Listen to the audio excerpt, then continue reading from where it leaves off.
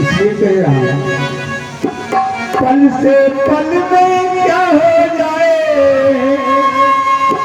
मालूम नहीं शरीर का,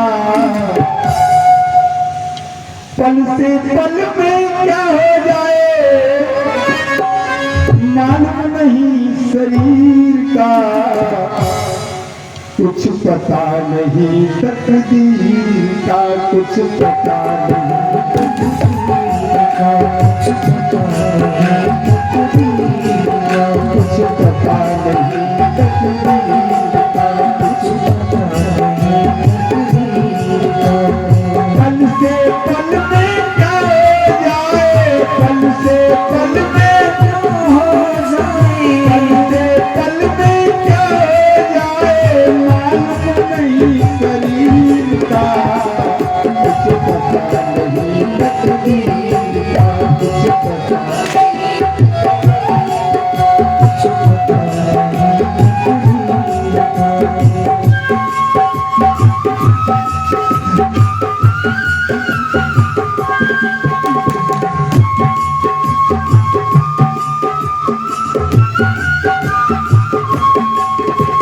का।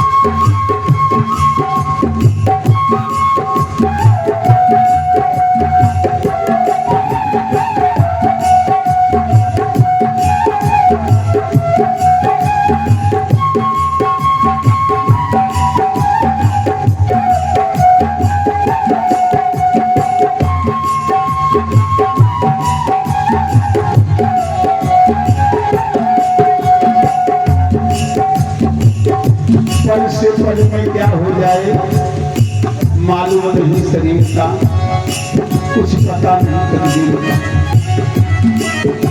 किसी का कोई भरोसा नहीं है, कब राजा को रंग बनना पड़ता है तो रंग का राजा बन जाएगा। यही आपका प्रयाग क्षेत्र था ना, यही आपका प्रयाग क्षेत्र जिसके पास उस राक्षस का पत्र ढूंढ चला जाता था और परिवार सदमे में चला जाता था, जिसके लिए न्यायपालिका के 10 जज अपनी कुर्सी छोड़ करके हट गए थे कि हम न्याय नहीं दे पाएंगे। न्यायपालिका हार गई थी, कार्यपालिका हार गई थी, इतना बड़ा राक्षस था। उस राक्षस को संपूर्ण अस्तित्व को खत्म करने के लिए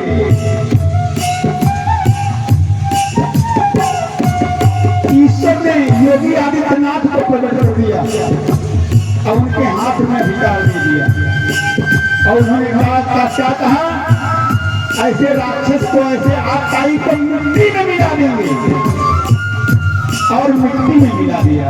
ये हम संतों के गर्व की बात है।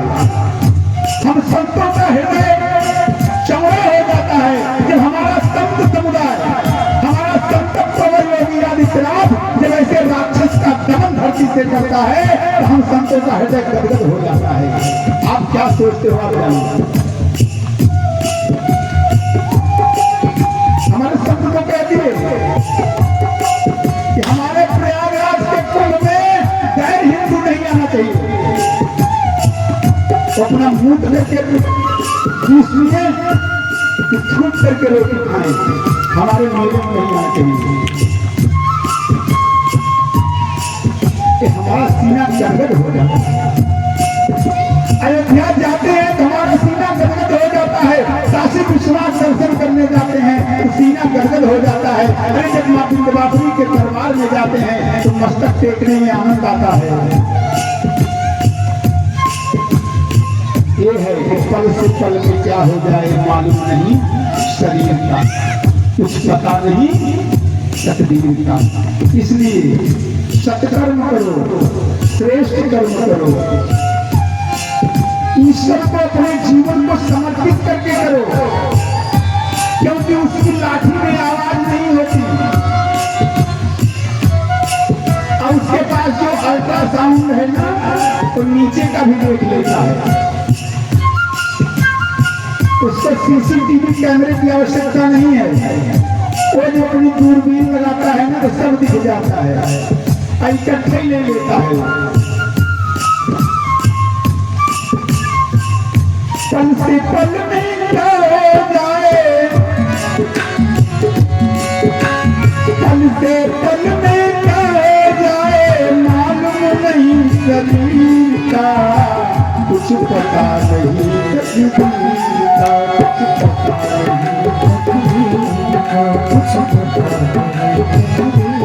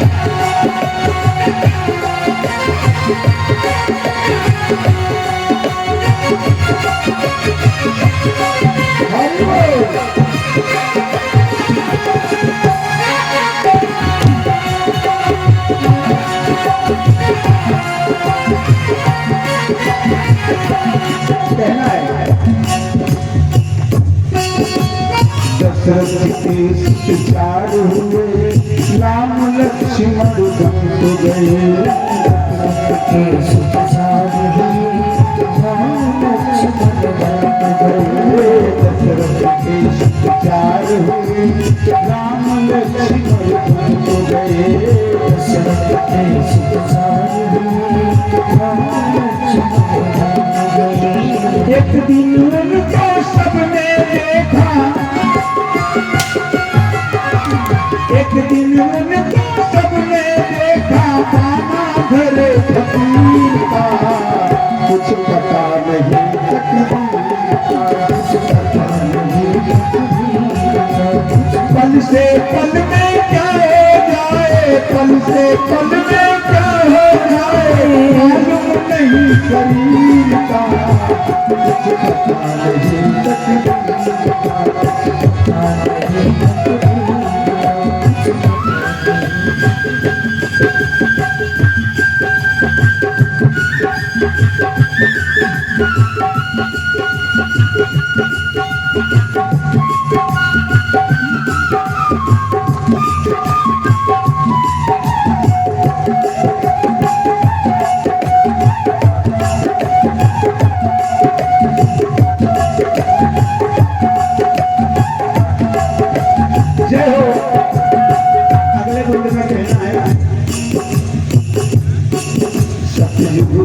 हरिश्चंद्र हुए डोम के घर पे जाके रुके, सतयुग में हरिश्चंद्र हुए डोम के घर पे जाके रुके, हरिश्चंद्र हुए डोम के घर पे जाके रुके, सतयुग में हरिश्चंद्र हुए।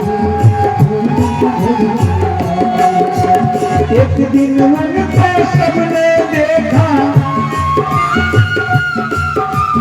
एक दिन उनको सबने देखा खड़ा उठा के नीर का, कुछ पता नहीं तकदीर का, कुछ पता नहीं तकदीर का, कुछ पता नहीं कहना है। अंतिम भाव में निर्दोष कहते हैं,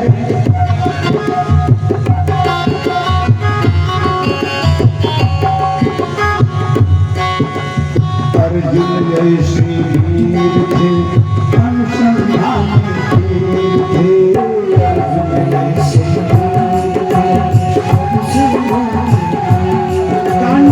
गांडीव धारण करने वाले अर्जुन थे।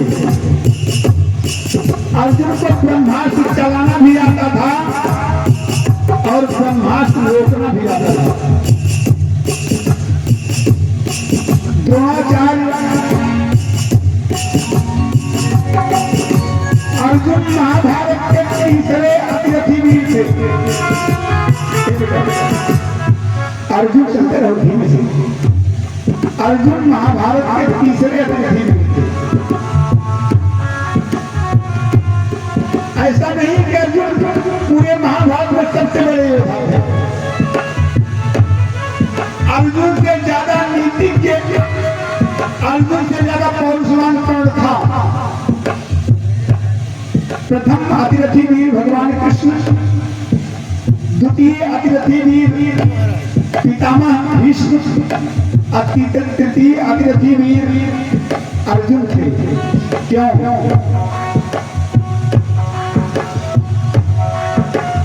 अर्जुन के पास दृष्टि थी।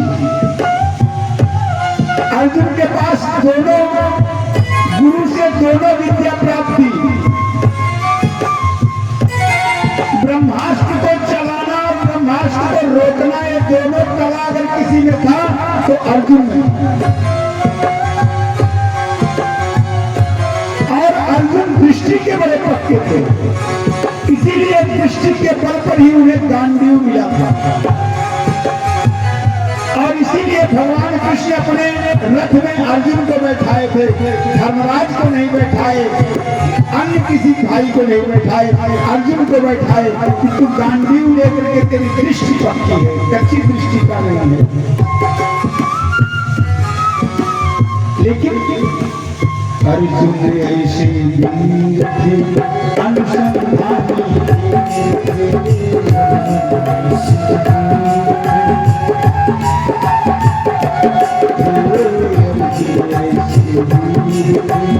अनुसंधानी